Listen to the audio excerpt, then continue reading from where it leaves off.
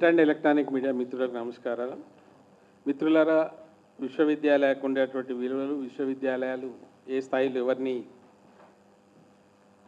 పంపిస్తుంది అనేటువంటి విశ్వవిద్యాలయాల్లో ఏ విశ్వవిద్యాలయం కానీ దాని పరిసరాలలో ఉండేటువంటి భూములు అమ్మితే కన్నపిల్లలను అమ్ముకున్నట్టు. అది ఈ దుర్మార్గులకు మేము ఎన్నోసార్లు చెప్తున్నాం, అధ్యాపకులుగా చెప్పినాం, శాస్త్రవేత్తలుగా చెప్తా ఉన్నారు.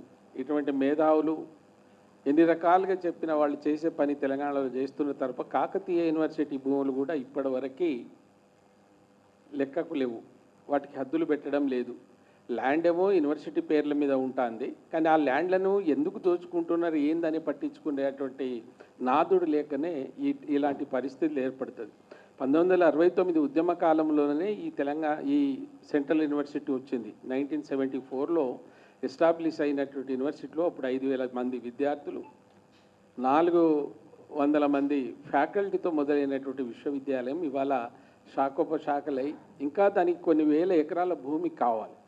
అటువంటి దాని దగ్గర ఒక ప్రకృతిని నిలయమైనటువంటి ఉండేటువంటి ఆ 400 భూమిని ఎవరికో పేరు మీద చెప్తే వాళ్ళు కోర్టుకు పోయి వాళ్ళ మా అధికారం అంటే మీరు ఎవరితో పెట్టుకుంటున్నారో రేవంత్ రెడ్డి గారు, ఎందుకంటే ఎడ్యుకేషన్ నాశనం చేయడానికి ఎవరు అవసరం లేదు. ఆ దేశం తలుచుకుంటే ఆ దేశాన్ని ఎడ్యుకేషన్ నాశనం చేస్తుంది అన్నట్టు తెలంగాణ రాష్ట్రాన్ని నాశనం చేసుకోవడానికి ఇక్కడ ఉండేటువంటి ఇంతకుముందు కేసీఆర్ గారు, ఇప్పుడేమో రేవంత్ రెడ్డి గారు. వద్రాబాబు అంటే ఆయన ప్రైవేటైజేషన్ని అక్కడ ఉన్నటువంటి యూనివర్సిటీలకు ఏదో నామం పెట్టి ఆ తర్వాత ఇప్పుడు ఏం చేస్తున్నారు, ఉన్నటువంటి విశ్వవిద్యాలయాల్లో ఉన్నటువంటి భూములను మొన్నటిదాకా కూడా ఆయన కన్నేశాడు కేసీఆర్ గారు. ఉస్మానియా అప్పుడు విద్యార్థులదా అడ్డుకున్నారు, ఇప్పుడు కూడా విద్యార్థులతో పెట్టుకున్నాడు ఎవడూ బాగుపడలేదు. దేశాలే కూలిపోయినాయి, రాజ్యాలే కూలిపోయినాయి. మీరు విద్యార్థులతో జాగ్రత్తగా పెట్టుకోకండి. చివరికి చెప్తున్నా, ఆ భూములు అమ్మితే రేవంత్ రెడ్డి నీ పిల్లలను నమ్ముకున్నట్టు.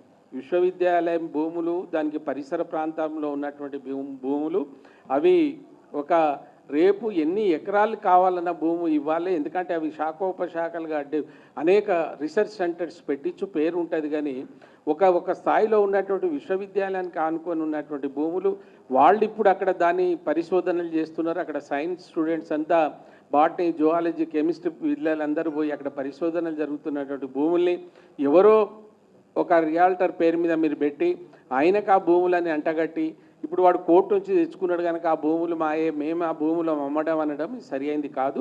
దీన్ని తీవ్రంగా భారతీయ జనతా పార్టీ ఖండిస్తుంది. ఎందుకంటే అది సెంట్రల్ గవర్నమెంట్కి సంబంధించి యూనివర్సిటీ కనుక రేపు పెద్దలు పార్లమెంట్లో కూడా ఈ విషయంలో మాట్లాడి వాళ్ళకి న్యాయం చేయాలని కోరుతా ఉన్నాము. ఖబర్దార్, మీరు మళ్ళీ ఇటువంటి విశ్వవిద్యాలయాలతో మీరు తతంగాలు ఆడకండి, ఇది మంచిది కాదనేది వాళ్ళని హెచ్చరిస్తా ఉన్నాం. For more videos like this, subscribe Big TV channel.